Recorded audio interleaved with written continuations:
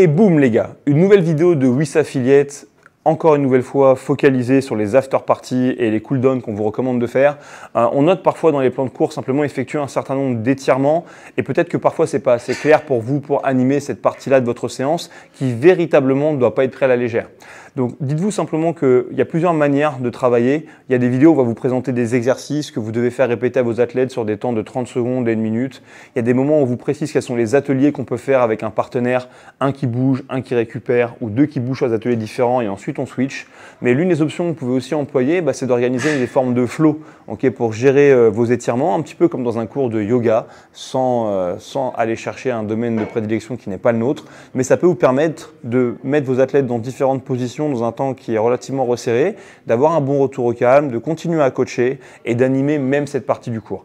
Donc avec Gauthier, qui est vraiment mon petit yogi favori, on va vous présenter un de ces flows pour vous donner un petit peu une idée de ce à quoi ça pourrait ressembler. Donc on est en fin de séance, on démarre, tout le monde va se mettre en position de planche. Ok, super. À partir de là, simplement ce qu'on va essayer de faire, en gardant que le poids du corps sur les pointes de pied, on va lever les hanches vers le ciel et on va aller regarder ses genoux en engageant dans les bras. Super.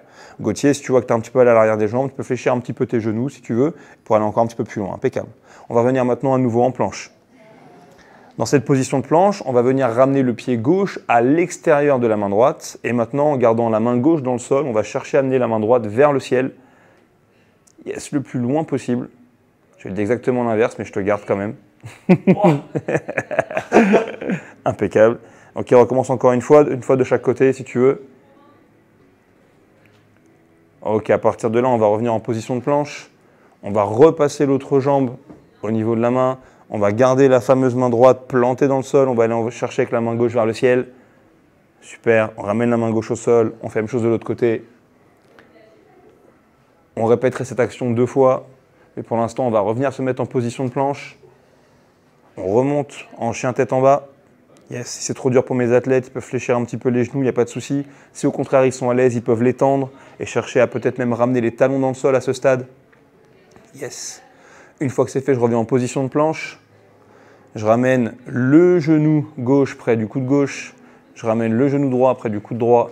Je vais venir me remettre en position debout. Je laisse mon corps pendre vers le sol. Yes. Et je me redresse doucement, tranquillement, en déroulant le dos.